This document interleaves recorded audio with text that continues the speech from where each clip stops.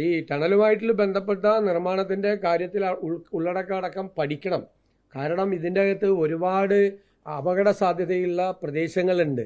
ഇവിടുത്തെ ഞാൻ ഏറ്റവും കൂടുതൽ പരിഹസിക്കപ്പെട്ട ഒരാളാണ്, അറിയാലോ, ആക്ഷേപിക്കപ്പെട്ട ഒരാളാണ്. എന്ത് പറഞ്ഞതിൻ്റെ പേരില്ല? കൃത്യമായ പാരിസ്ഥിതിക ആഘാത പഠനം നടത്താതെ ടണലിൻ്റെ വർക്ക് തുടങ്ങരുതെന്നാണ് പറഞ്ഞത്. കാരണം ഞാൻ മണ്ണിൻ്റെ സ്ട്രക്ചർ കേരളത്തിൽ ലക്ഷക്കണക്കിന് വ്യത്യാസമുണ്ട്, ഭയങ്കര വ്യത്യാസമുണ്ട്. ഒരു ജില്ലയിൽ തന്നെ ആയിരക്കണക്കിന് ഡിഫറൻസ് ഉണ്ട് കേരളത്തിൻ്റെ മണ്ണിൻ്റെ ഘടന എന്ന് പറയുന്നത്. അതുകൊണ്ടാണ് ഹൈവേ നിർമ്മാണത്തിന് മുമ്പും കേരളിൻ്റെ നിർമ്മാണത്തിന് മുമ്പും ഞാനത് പറഞ്ഞത്. എന്നെ മണ്ണ് പരിശോധനാ വിദഗ്ധൻ എന്ന് പറഞ്ഞിട്ട് ഞാൻ പ്രതിപക്ഷ നേതാവായിരുന്നപ്പോൾ കളിയാക്കി. ഈ വയനാടിൻ്റെ മണ്ണിനൊരു പ്രത്യേകതയുണ്ട്, അത് ഫ്രജൈലാണ്, വളരെ ദുർബലമായ ഘടനയാണ്.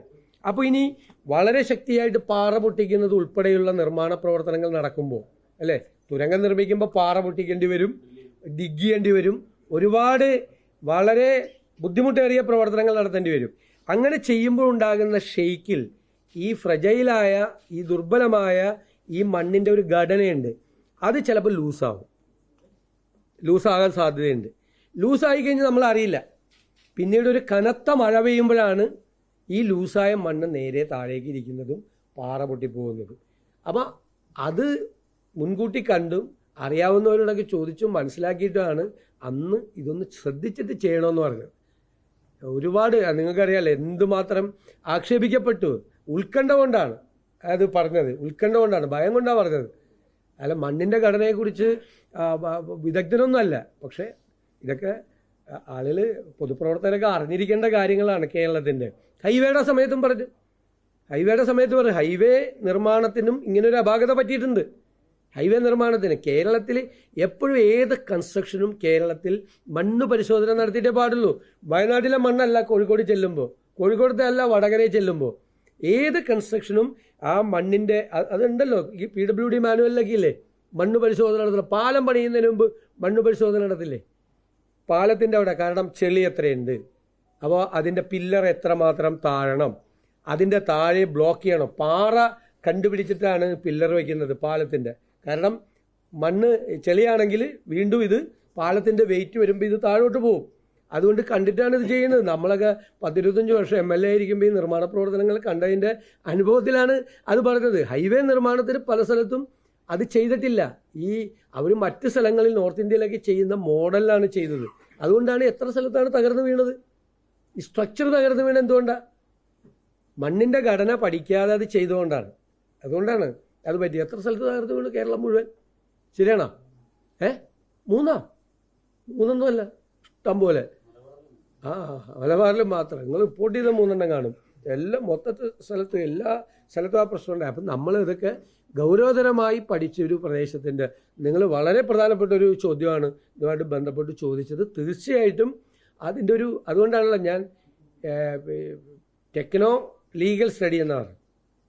ടെക്നിക്കലായിട്ടുള്ള സ്റ്റഡി വേണം, ലീഗലായിട്ടുള്ള അവരുടെ ഉത്തരവാദിത്വം നിറവേറ്റിയിട്ടുണ്ടെന്നുള്ള പടിയുമാണ്. തീർച്ചയായിട്ടും പോലീസിൻ്റെ അന്വേഷണം ഉണ്ടാവും, ഉറപ്പായിട്ട്. പോലീസ് FIR എടുത്തിട്ടുണ്ട്. ആ FIRന് പുറത്ത് പോലീസിൻ്റെ ഒരു അന്വേഷണം ഉണ്ടാവും. അല്ല, അത് വരട്ടെ. ഞാൻ പറഞ്ഞല്ലോ, വരട്ടെ. നമ്മൾ എന്താണ് ഏറ്റവും പ്രധാനം? നമ്മുടെ ഫസ്റ്റ് പ്രയോറിറ്റി എന്താ? മനുഷ്യ ജീവന്റെ സംരക്ഷണവും നമ്മുടെ വസ്തുവകകളുടെ സംരക്ഷണവും നമ്മുടെ നാടിൻ്റെ സംരക്ഷണവും. അതാണ് നമ്മുടെ ഒന്നാമത്തെ പരിഗണന. അതിന് ദോഷം വരുന്ന ഒന്നും ഉണ്ടാകാൻ പാടില്ല. അല്ലാതെ ഒരു നിർമ്മാണ പ്രവർത്തനം തുടങ്ങി അത് ചെയ്താൽ അത് സ്റ്റോപ്പ് ചെയ്യാനല്ല നമ്മളീ പറയുന്നത്. പക്ഷേ ഇപ്പം തന്നെ തുടങ്ങിയപ്പോഴാണ് ഈ ഒരു ഇതുണ്ടായത്. ആ തുടങ്ങിയതിരിക്കേണ്ട കാരണം കൊണ്ടാണോ ഇത് സംഭവിച്ചിരിക്കുന്നത്? അല്ലെ മണ്ണ് കൂട്ടി അവിടെ ഇരിക്കുന്നത് കൊണ്ട്, അവിടെ വെള്ളം കെട്ടി നിന്നത് കൊണ്ടാണ്? അപ്പോൾ കുറച്ച് നേരം സ്ഥലത്ത് വെള്ളം കെട്ടി നിന്ന പാറ പൊടിഞ്ഞു പോരുന്ന സ്ഥിതിയാണെന്ന് പറഞ്ഞു കഴിഞ്ഞാൽ നോക്കണം, നമുക്ക് പരിശോധിക്കണം. ആ പരിശോധിക്കാൻ ഏറ്റവും അതറിയാവുന്ന ആളുകളെ, ബന്ധപ്പെട്ട ഏറ്റവും നന്നായി ഇത് അറിയാവുന്ന ആളുകളെ വെച്ച് നമ്മൾ പരിശോധിപ്പിച്ചിട്ട് നമ്മളൊരു തീരുമാനം എടുക്കുകയുള്ളൂ. അതുവരെ നമ്മൾ പണി നിർത്തി വയ്ക്കാൻ പറയും, അല്ലേ?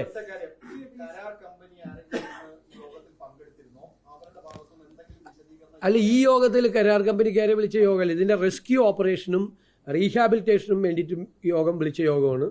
ആ MP ശ്രീമതി പ്രിയങ്ക ഗാന്ധി ഓൺലൈനിൽ ഉൾപ്പെടെയുള്ളത് പങ്കെടുത്തിരുന്നു. അതിലിപ്പോൾ കരാറുകാരെ വിളിച്ചിട്ട് റെസ്ക്യൂ ഓപ്പറേഷന്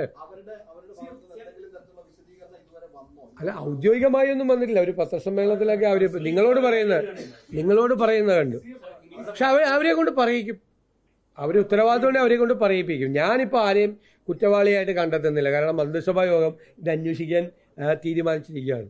ഞാൻ വന്ന് ഇവിടെ ഇരുന്നിട്ട് പറഞ്ഞ് ഇന്നവരുടെ കുഴപ്പം കൊണ്ടാണെന്ന് പറഞ്ഞാൽ ദർ ഇസ് ആൻ ഇംപ്രോപ്പറൈറ്റി, അങ്ങനെ പറയാൻ പാടില്ല.